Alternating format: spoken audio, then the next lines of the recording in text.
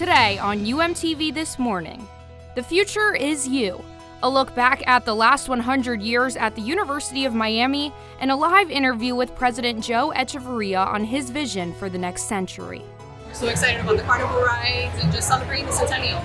Plus, Canes Go Pro, how Cam Ward and Canes football's elite are taking a leap to the NFL.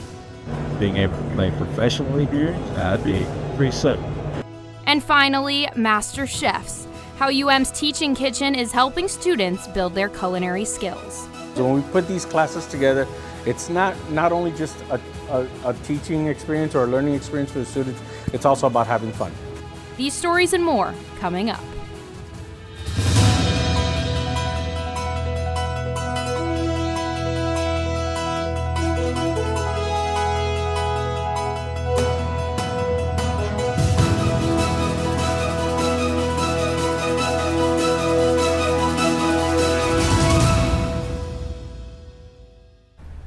Good morning, I'm Ben Freeman. And I'm Gracie Palmer. Welcome to UMTV This Morning. We're here at the Lakeside Patio, which was the center of the University of Miami's Centennial anniversary celebrations this past Tuesday. On April 8th, 1925, the University of Miami was officially chartered. And on April 8th, 2025, there was a day of fun, festivities, and special guests. I was able to take a look.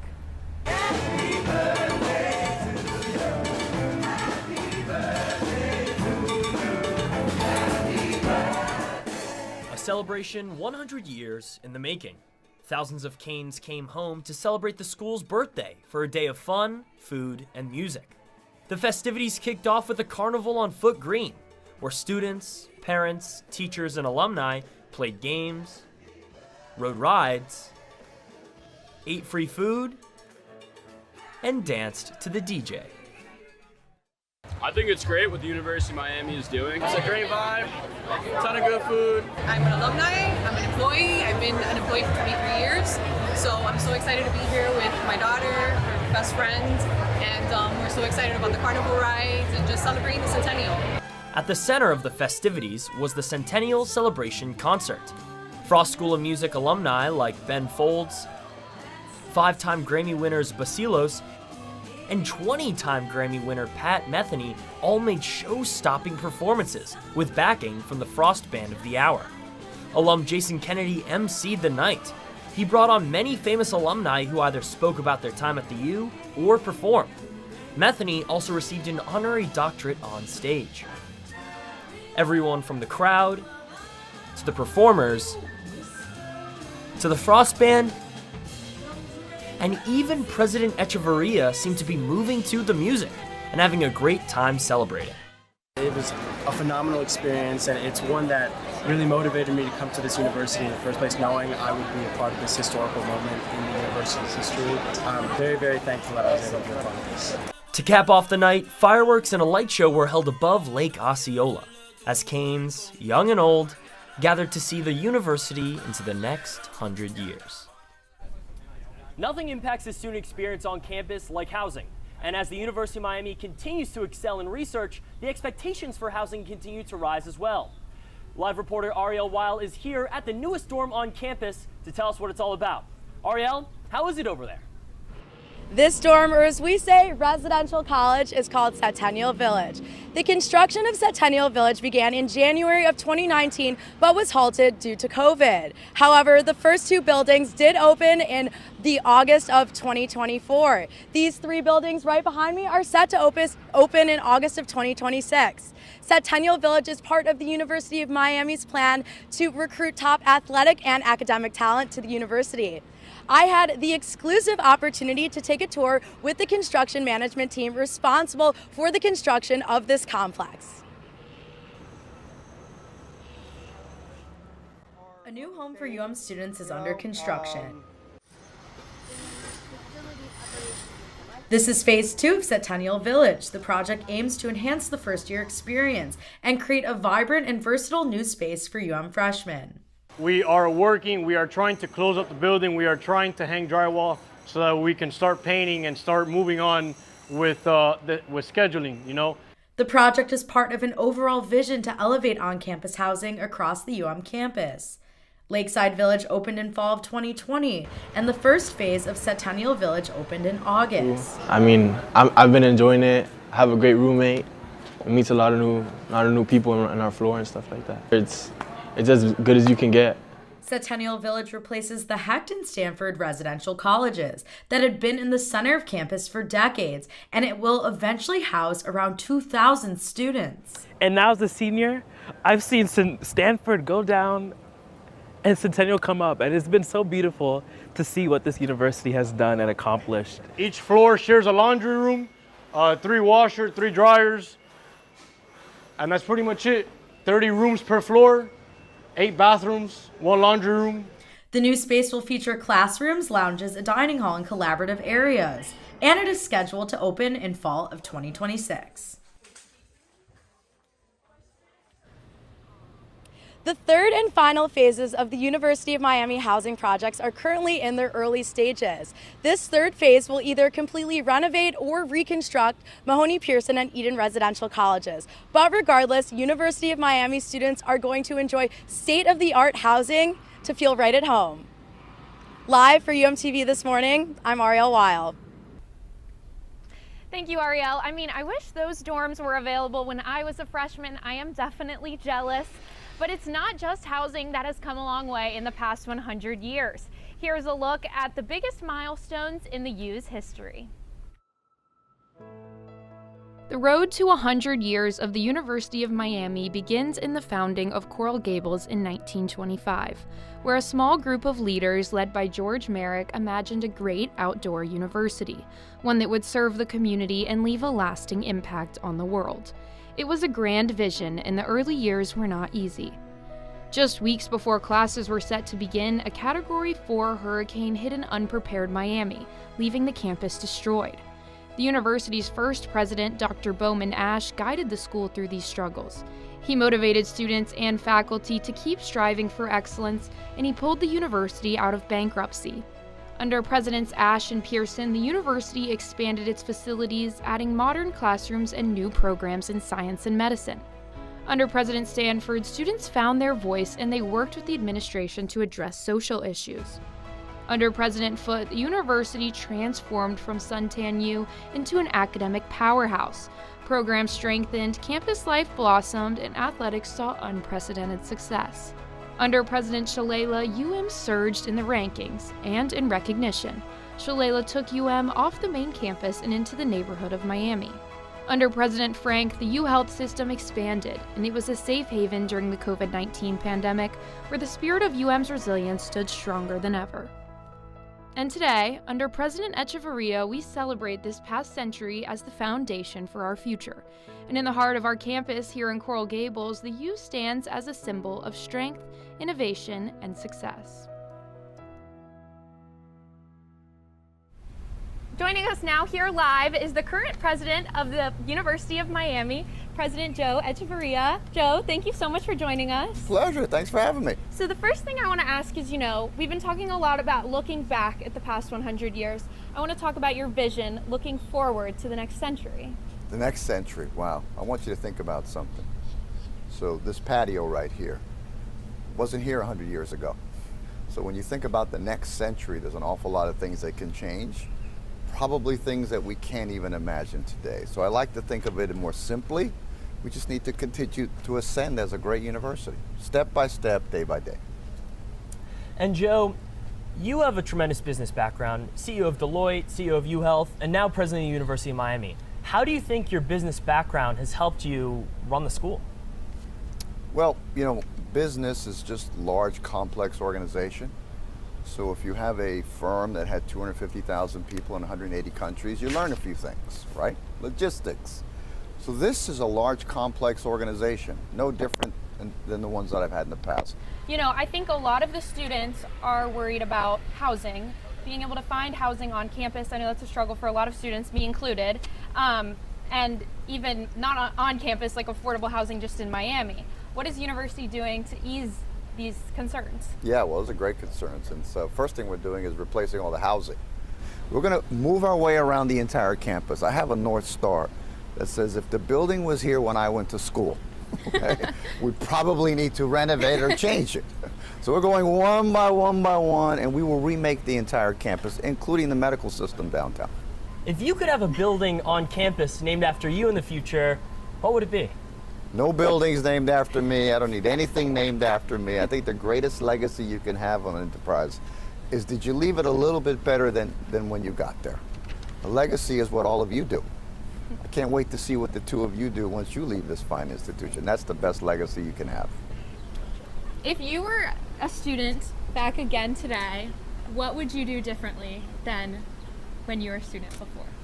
Take better advantage of the incredible opportunity you have here. I really didn't understand the magnitude of it. You know, when I got here, I was 17 years old. I'd come from New York City, the Bronx. So I was just in a different place completely. And I spent too much time orienting myself on that difference than embracing it. That's the first thing I would tell myself. The second thing is what I said a few minutes ago. I wasn't curious enough. I stayed in my lane. I didn't expand my horizons. There's no chance I would have done what the two of you are doing right now. Okay? I didn't. That's what I would tell myself. Be curious and learn and expand your horizons. That's what going to a university is about. Well, Joe, thank you so much for coming My to talk pleasure. to us. It was an absolute pleasure. And coming up on UMTV this morning, the impact that the tariffs that Trump introduced will have on the world. Plus, the updates on the recent deadly measles outbreak here in the country. And this weekend's weather. UMTV This Morning, we'll be right back.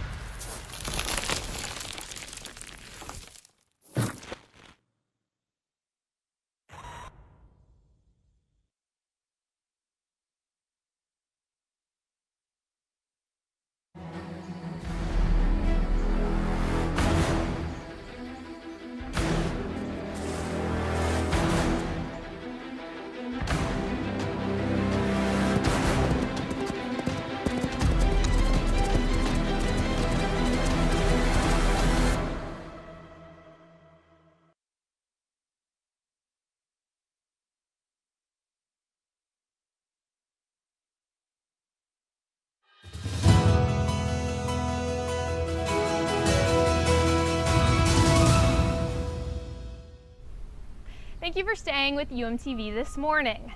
What was supposed to be a fun tourist adventure ended in tragedy for one family from Spain. 6 people, including 3 children, died after a passenger helicopter crashed into the Hudson River.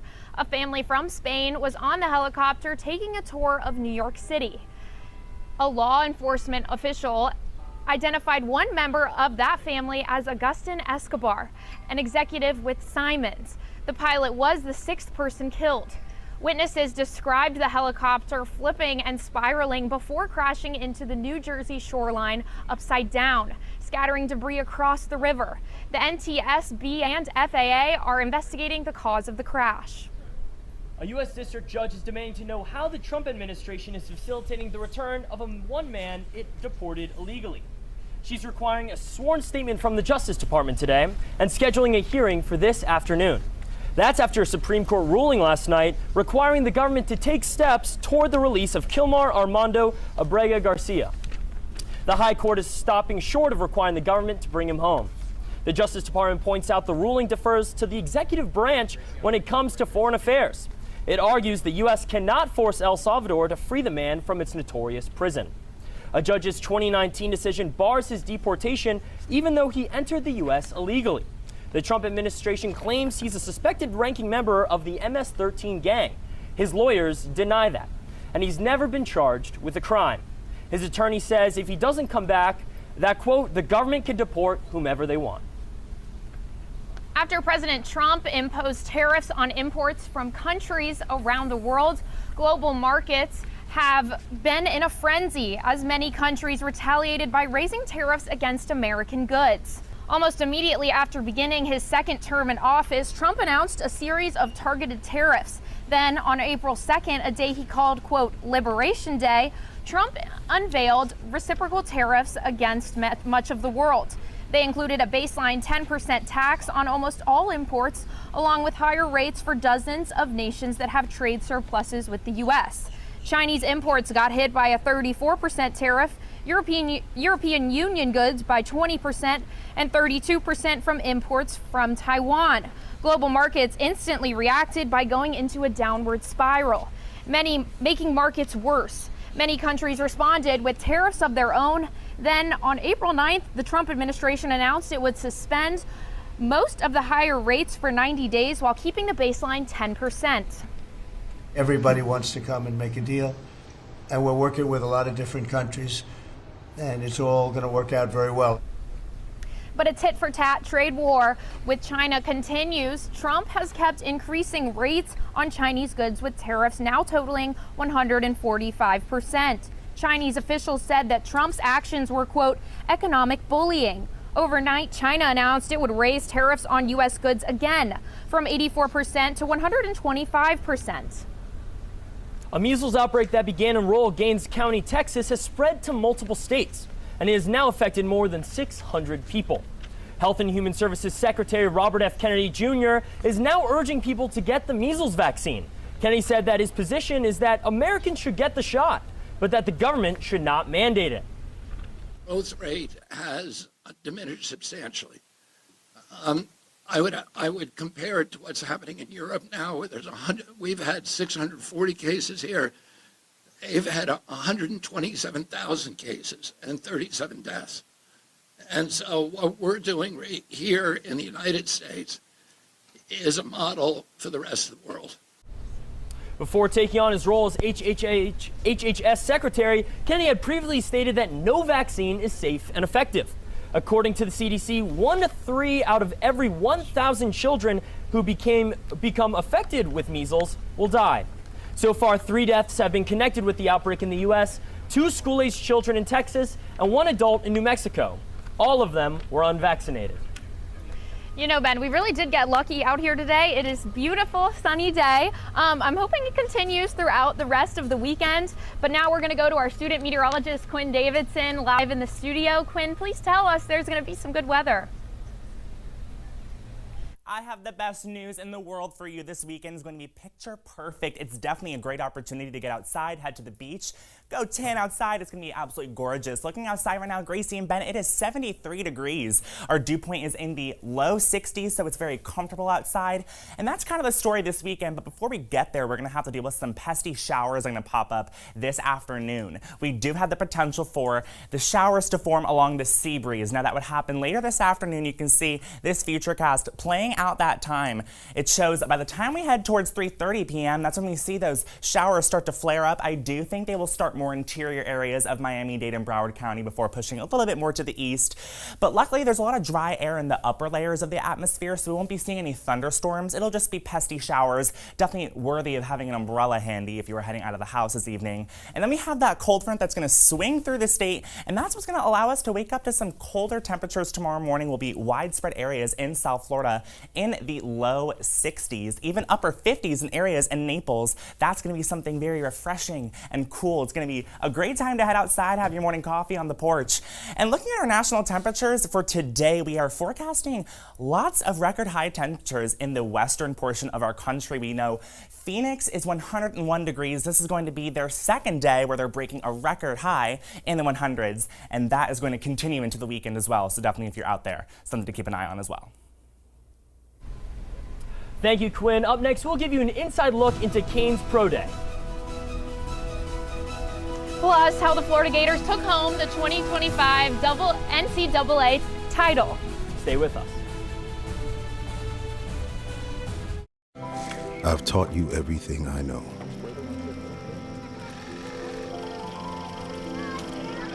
How to safely build a fire. How to control the flames.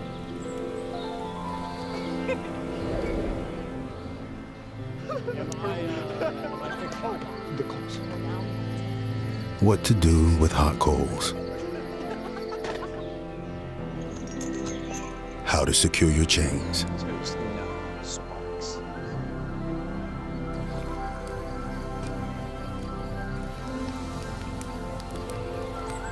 But I can only teach wildfire prevention. Only you can prevent wildfires.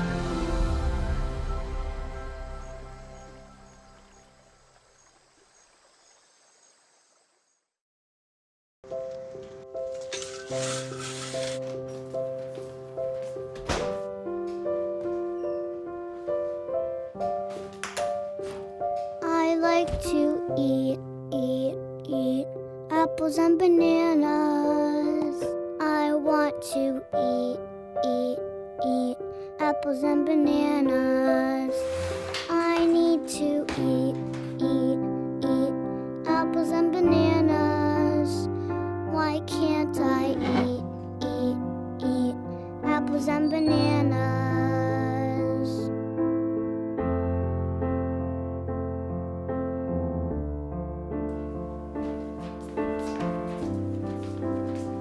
Support the Feeding America nationwide network of food banks to help provide meals to those in need. Join us at feedingamerica.org.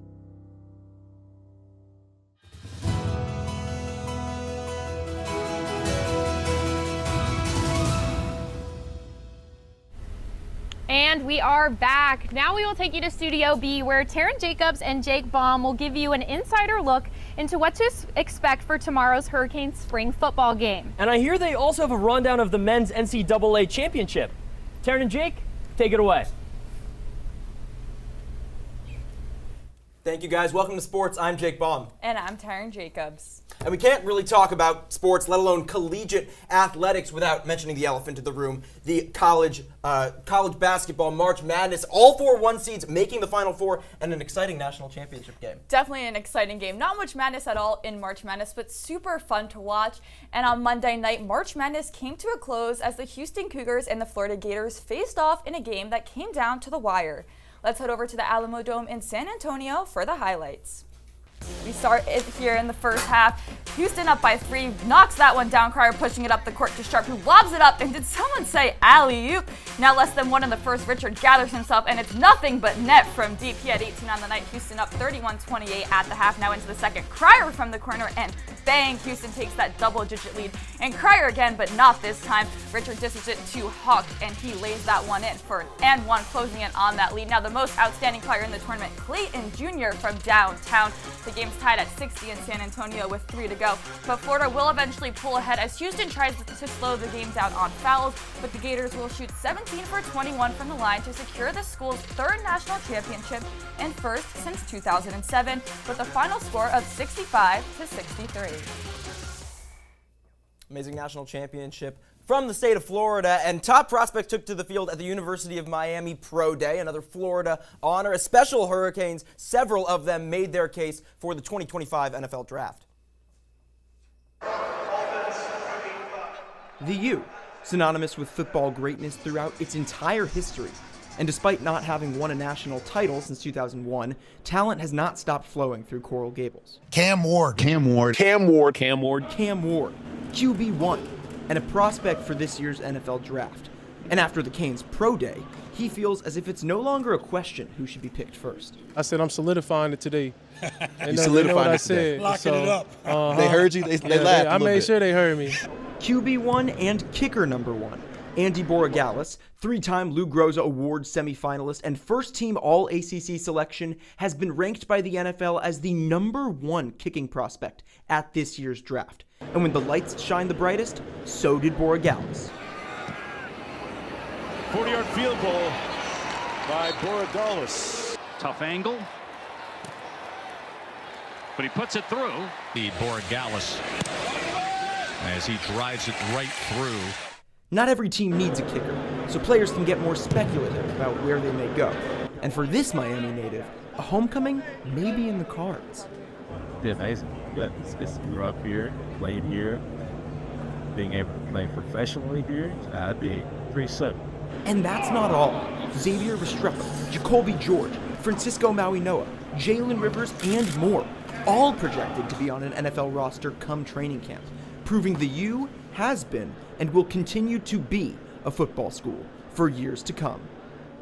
Well, Jake, with so much talk about the NFL draft in just a few weeks, let's talk about some spring football here at the University of Miami. Now, one of the biggest storylines in this offseason is getting a new quarterback in the transfer portal. Jake, tell me a little bit about the history of quarterbacks here at UM. Well, the Canes were lucky enough this past season to have a quarterback they haven't seen the likes of in decades. They haven't even seen anyone come close in likely a decade, maybe Brad Kaya in 2016. But Cam Ward was something special. So how are you going to continue that momentum? Get a guy in the transfer portal like Carson Beck, putting up all sorts of records at Georgia. 24-3 total record as a starter, nearly 8,000 yards, 58 touchdowns, and the Georgia record with a 72% completion percentage, hoping to continue that momentum that Cam Ward set here this past year.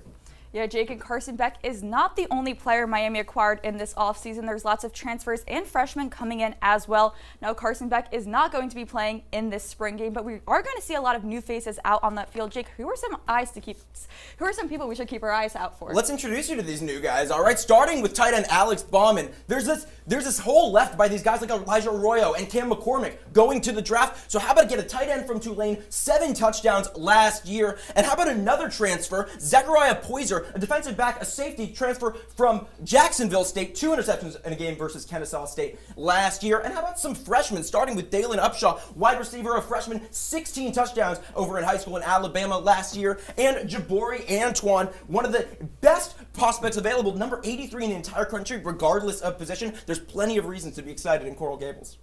That's right, Jake. Lots to look forward to in this spring football season, but let's take it to Baum's Bets. Jake, what are some things that Canes fans should keep an eye on through the spring football season? All right, going back to Cam Ward for 1 second. After an amazing pro day like we just saw, he might be that number 1 pick. So you got to look out for the Titans. Plenty of Titan scouts at that Miami pro day. But going past Cam Ward, you also have to look at the running back position. Damian Martinez also going to the draft. So will Jordan Lyles take that next step? I think he will. Past that, there's a lot more to look at, such as no back, no problem. Tomorrow, Carson Beck's not going to be playing. So Emory Williams has an opportunity to really solidify that number 2 quarterback position. We're going to see a lot of him tomorrow, and hopefully he'll fill that spot while Carson Beck rehabs that injury. Also, the defensive coordinator position was left a hole after Lance Guidry, one of the more disappointing units last year. But this year, Corey Heatherman might take that next step with the defense, and hopefully Mario Cristobal will reap the benefits of that. Of course, these last few years, they're paying a lot of money to Mario Cristobal. They're hoping to see the results. After a really encouraging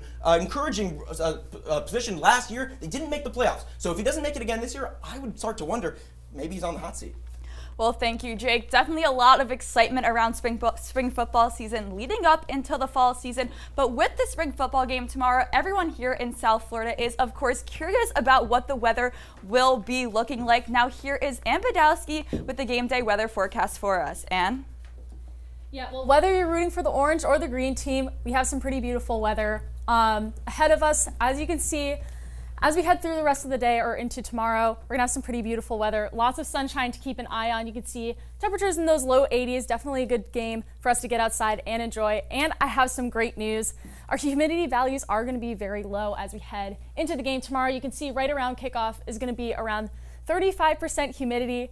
Definitely a lot cooler and less humid than we would expect for those August and September games. So definitely something to look forward to as you head towards the game tomorrow. If the humidity is not going to make you sweat, unfortunately the sun is. You can see that those UV values are pretty high for tomorrow. Right around kickoff, UV of 9.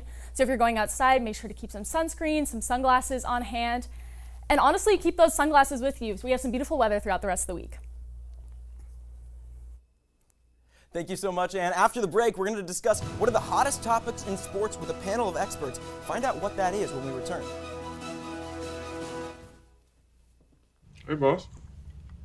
Okay? Yeah, I'm good. You sure? I said I'm fine.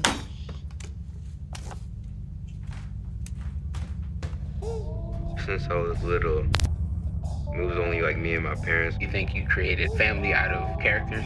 Yeah, of course. I'm gonna take that and make it into a song.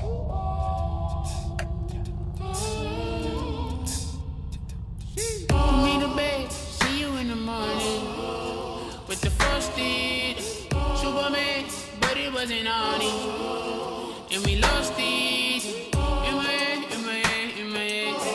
Where you at on the way out? In my head, in my head, in my head. Hey, son. Hey, Pop. You can talk to me. It's been really, really hard for me.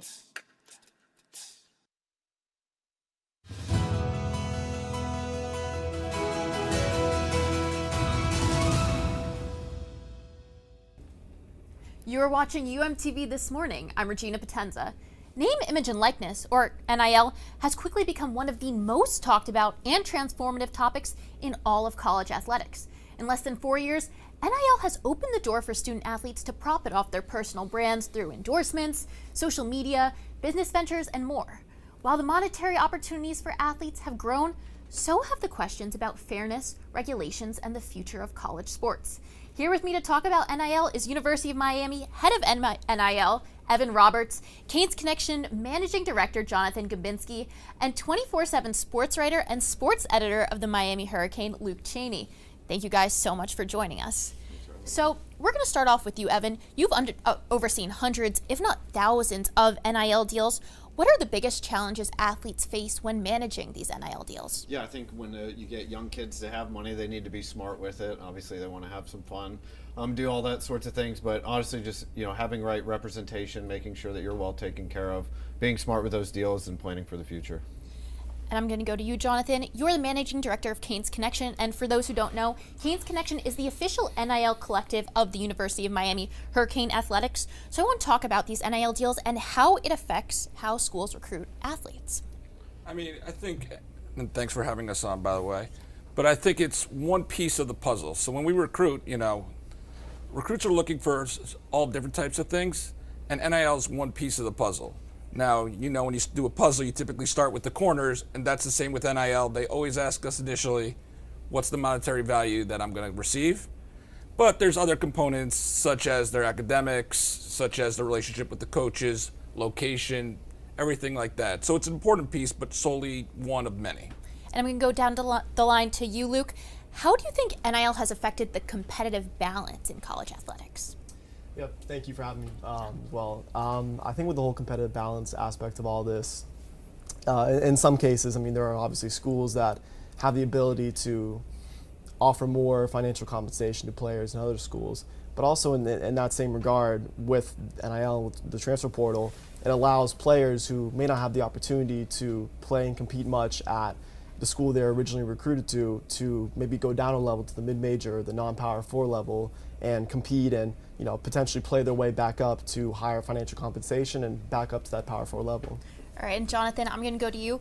Do you think NIL should continue to be regulated on a national level, or should it be regulated by states and schools individually on how much money they can recruit or who they can recruit and just the overall regulations? I think the settlement will help bring balance to the landscape of collegiate athletics.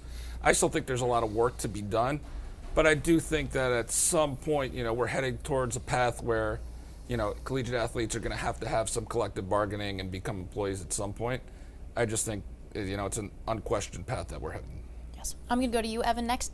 How are there protections in place to prevent athletes from getting involved with shady brand deals or agents or any sort of NIL opportunity? Well, I think once we get the settlement, there will be that clearinghouse where they have to report their deals. I think that'll help a little bit.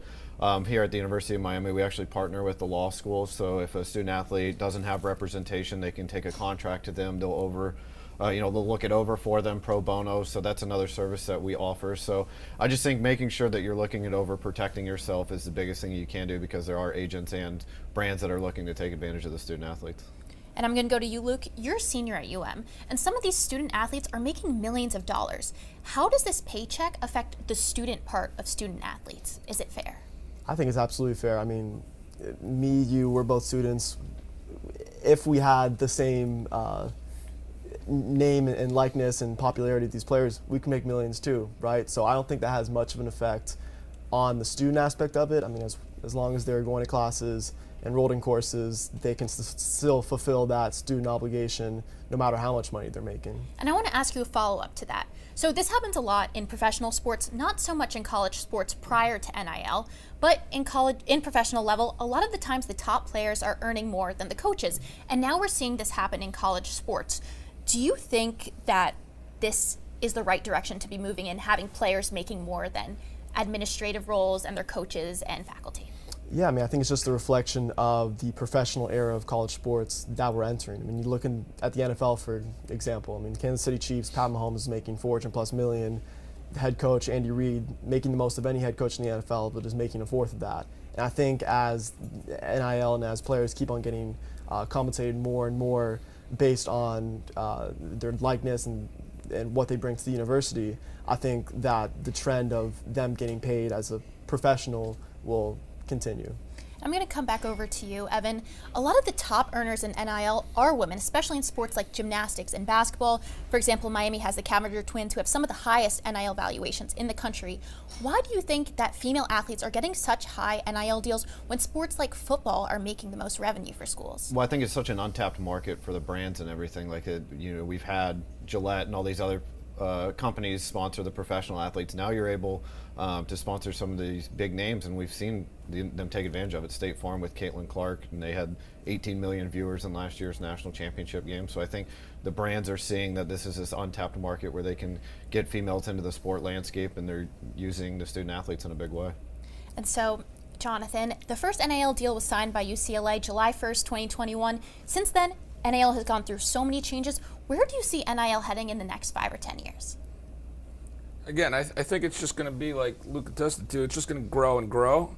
I think that, it's going to be just a part of the everyday life of collegiate athlete, and I don't see anything changing that in the near future. Well, guys, thank you so much for joining us. I really appreciate your time. And looking ahead, Allyssa, Beaty, and Perez will have the latest buzz from the world of entertainment. Stay with us. How do you know when you've made the right decision? It's the feeling you get in your gut. The one that tells you what's right or wrong. It's the one that says, sure, I can have a drink. Or the feeling that says, okay, I've been drinking. Now what? It's the voice inside you that says, I'm buzzed. Better leave the car when it's time to go. Plan ahead. Catch a sober ride. Buzz driving is drunk driving. Hey, boss. Okay? Yeah, I'm good. You sure? I said I'm fine.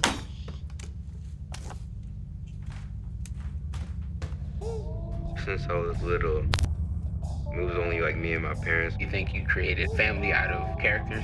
Yeah, of course. I'm gonna take that, make it into a song.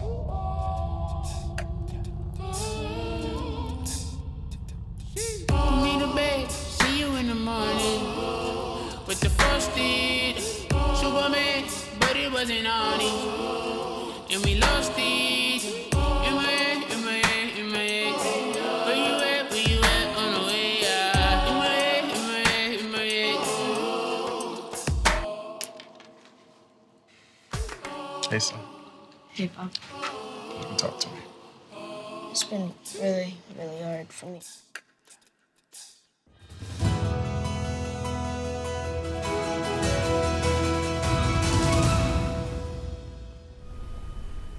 You know, Gracie, we're more than halfway through UMTV This Morning, and honestly, I'm starting to get a little hungry. No, definitely me too. But I think our entertainment hosts, Allyssa, Beaty, and Perez, have some treats for us. Oh, let's hear what they have to say. Guys? Thank you, Gracie and Ben, and welcome to Entertainment. I'm Perez. And I'm Allyssa Beaty. Longtime sports hero Billie Jean King has finally earned her place on the Hollywood Walk of Fame. Widely regarded as one of the best tennis players of all time, Billie Jean King placed her star on the Hollywood Walk of Fame earlier this week. King is the first woman honored in the new sports entertainment category. I'm just so happy to receive this star on the Walk of Fame. But the important thing is I don't want to be the last one. Okay? We all need to work together to make sure women in sports are celebrated here in Hollywood. Billie Jean King's star marks a milestone for women in sports, and it's just the beginning. Gamers, get ready. The world of Minecraft has finally made it to the big screen. With a star-studded cast including Jack Black and Jason Momoa, filmmakers turned the iconic video game into a live-action adventure film with unexpected twists and turns. Since the film's release on April 4th, it's becoming a box office sensation. A Minecraft movie earned nearly $350 million worldwide just in its opening week. Directed by Jared Hess, the film follows a group of misfits transported into the overworld where they must harness creativity to survive against enemies like piglins and zombies. Despite mixed reviews, audiences are praising its visual effects and faithful nods to the game, making it the highest-grossing video game adaptation of the year. A student sharing her personal battle with Hodgkin's lymphoma went viral, offering tough love and words of encouragement to other survivors. Reporter Kayla Singer has more on the story. I have a tumor filling up the entirety of my left lung, pushing on my heart, pushing on all of the blood vessels in my neck, and it is the best thing that's ever happened to me. University of Miami student Mackenzie Dryden is just 1 year out from her final cancer treatment, and she's already inspiring millions. In a TikTok that's pulled in nearly 2 million views, she reflects on her journey with Hodgkin's lymphoma, sharing how the experience completely shifted her perspective on life. My immune system was so bad I couldn't see any friends. I was hooked up to an IV. I wasn't allowed to go outside for 3 weeks at one point. I couldn't go outside. I couldn't even get any fresh air. And you are sitting in bed and you are wallowing in your self-pity thinking you can't do this, you can't do this. You can literally do anything you put your mind to. All these different people were commenting about like how they've been through something similar or how they've lost someone close to them that's like gone through cancer, and how my message like really resonated with them. And yeah, that was like the most amazing feeling ever, because I kind of felt like, not that I like wasn't alone, but that I could like help someone that was in a situation that I was in before. Or like even some people were like I'm the girl in the hospital bed right now, and like you've made me feel so much better and seen, and like I could like tear up thinking about that because it means so much to me. And that's like, I don't want to say it like makes up my identity now, but it's like part of who I am, and that's like a really big thing to me. So. And now she's sharing the mindset that carried her through and the advice she hopes will uplift others navigating tough times. Just being grateful for everything that you're doing right now. Like, you're at an amazing school, right? You have amazing friends, you have food on your plate, you have a bed to sleep in. It's like all those little things that when you do like count them up, life becomes just a little bit brighter, you know, and that kind of stuff. So that's kind of how I wake up every morning, and I'm grateful that I like am here and that I'm able to do these things. For UMTV, I'm Kayla Singer. In Miami Beach, tourists usually come for the sun, the surf, and the nightlife. But one tour takes a different approach, offering a morning full of sweets, history, and culture. It's called the Underground Donut Tour, and it begins early, leading guests to 4 local bakeries and restaurants across South Beach. From Cuban pastelitos and Italian donuts to churros drenched in chocolate, each stop is more than just a bite. Between pastries, tour guide Kenneth Thomas shares stories of Miami Beach's Art Deco roots and the history behind iconic stops like Ocean Drive and the Versace Mansion. We do encourage people to take pictures, but we're kind of the opposite of Instagram tourism. We want people to see locals, interact with them, and eat what they might eat, and take in history in a way that is not super academic, but also still informative and entertaining. The tour runs daily in South Beach, blending culture, community, and cuisine, all before lunch. Did you ever wonder how to make enticing empanadas? Well, Madeline Darby and Johnny Mustion took that question to UM head chef Joel Chamizo in a cooking lesson in the dining hall teaching kitchen. All right, guys, we are here in the Centennial Dining Hall right now. We're joined by Chef Joel Chamizo. And Chef, what are we making today here at Centennial? Today we're making empanadas. What we have for you guys is you get a choice whether you're going to do a ground beef picadillo empanada or a vegetarian spinach and ricotta cheese empanada. I love it. Oh my God, I'm so excited. So where do we start? You know, how do we get going? First start, I know we already washed our hands because food safety is always the most important thing. Very important. So here what you have is your traditional empanada dough. Mixture of flour, a little bit of oil, some seasonings. You each want to grab a dough. Now, I've heard that these doughs are sometimes a little tricky to use, especially if you're a beginner. Nah, but we should be good. Again, having fun. If you mess it up, we make another one. There you go. I want to live by that. That's All awesome. right, so the next thing you want to do is you want to go ahead, grab a spoon. You're going to put about 2 tablespoons of product in there. You really don't want to go that much more. So when we put these classes together, it's not only just a teaching experience or a learning experience for the students, it's also about having fun. All right, once you got that in there you go. The next thing you want to do is you want to fold your empanada to make a half circle. There you go. Beautiful. She's doing better than I am. Yeah. But it's all right. Oh, you didn't have to say it. No hesitation. She's doing better. Again, it's not a competition. We'll all get trophies at the end, which is the trophy is to eat. I probably will make this a competition. That's the thing. So I'm smiling right now, but inside I'm very bitter. Nah, we're good. Using the fork, what you want to do is crimp the edges. Crimping that, again, it allows it to to hold in together. You're doing great. Thank you. It's all right if a little bit on the edge comes out. That is, believe it or not, that is perfect. It's not bad. As it bakes, that meat is cooking, or the cheese is cooking. Yeah. It's gonna form those air pockets. You want to make sure you poke it so it releases a little bit of that air that's in there. And if you forget to poke, what would happen when it's baking? World explodes. No, nothing at all. At the end of this class, I'm just going to give her my jacket. She's going to take over and come on in and do the next teaching piece for us. There you go. Do you think I'll be able to get a jacket as well, or? At the end. Wow. Is what your empanadas are going to look like. I'm sure it's going to look just as beautiful. You know what? They will. This is it. Please enjoy. Well, you gotta dig in with I'm us. gonna try. On this side, you do have the spinach. This side, you do have the meat. Is there something that we should say as we cheers? Salud. Salud. Salud. Salud. Salud. Wow. That was life-changing, Chef. Yeah. Thank you.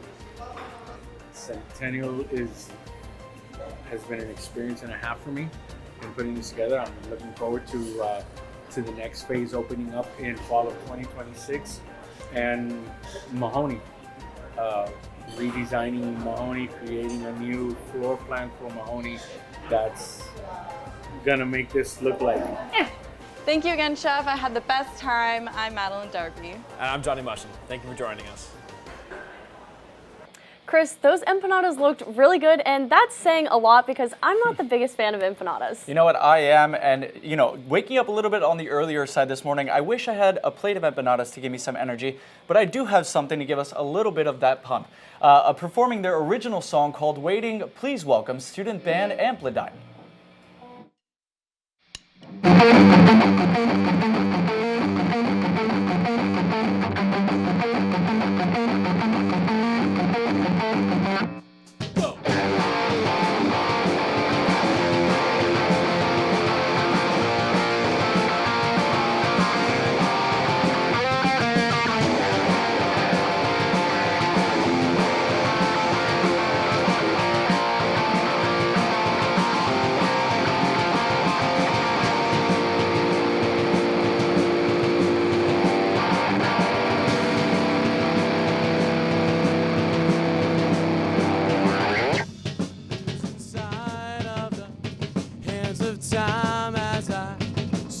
Hazy winter,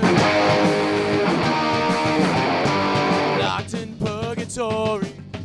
I can't tell the story of this temperamental baby. And it's not, I can't decide what pressure on the downfall.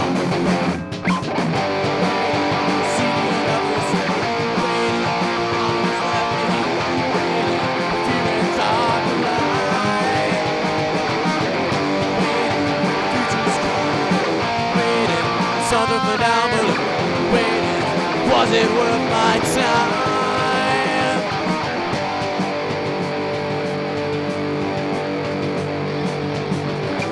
Thousand city streets pushing down on me. Must face the tension till the end. Maybe one day soon they'll raise me to the sky. Can't show a break of band. It's not, I can't decide what's worth the pressure of the downfall. Waiting to see the other side, waiting for those left behind, waiting for fear and dark and light. Waiting, future's coming, waiting, so now waiting, was it worth my time?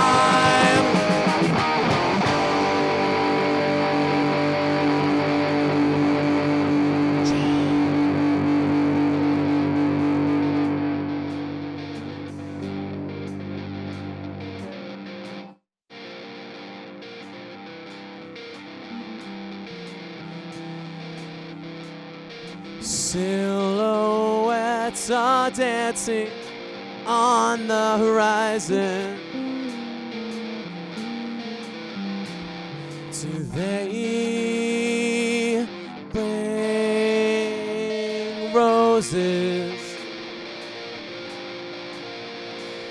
or dreams? Land lashes. Go, Dean!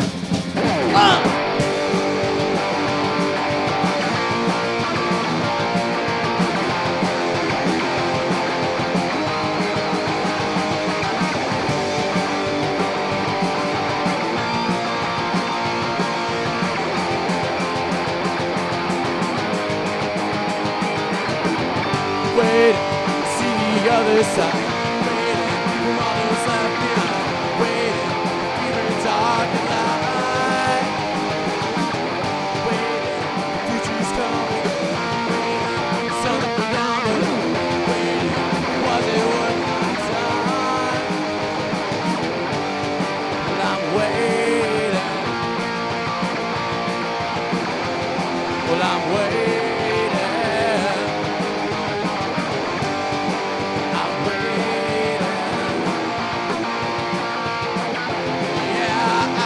Just waiting.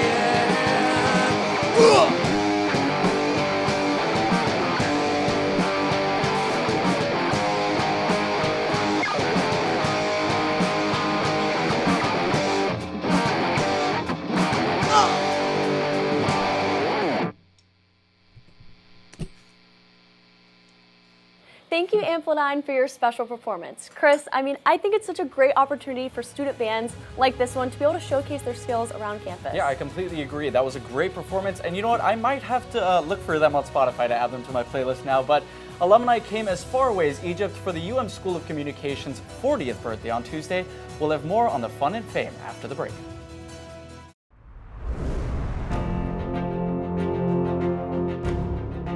In this relay race of life, we're all connected. And how we use those connections can impact the world around us. There's a certain energy with your first step on campus. A pulse of collaboration that connects student to student. A rush that comes from working on campaigns for real clients.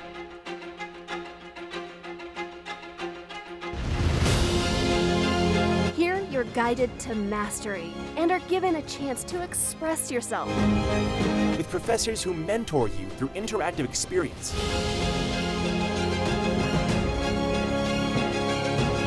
And by seeing your work on the big screen,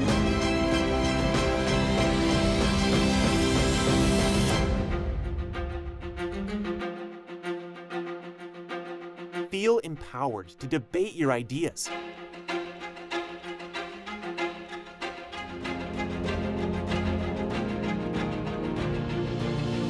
and broadcast what you see in your world to the entire world.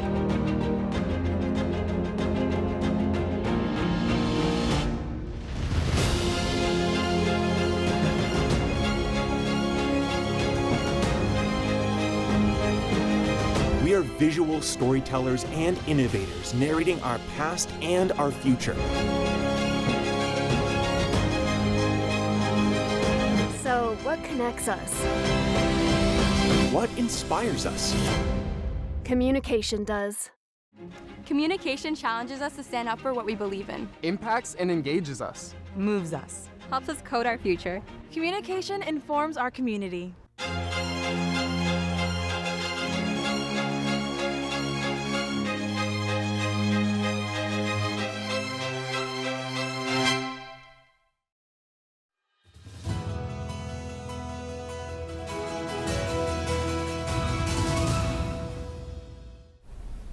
As the university marks its 100-year anniversary, the School of Communication is celebrating its 40th. Hundreds of students, staff, faculty, and alumni came together on Tuesday to mark the occasion. Alumni caught up with old friends reminiscing about their days at the U and took a look at the new studio technology.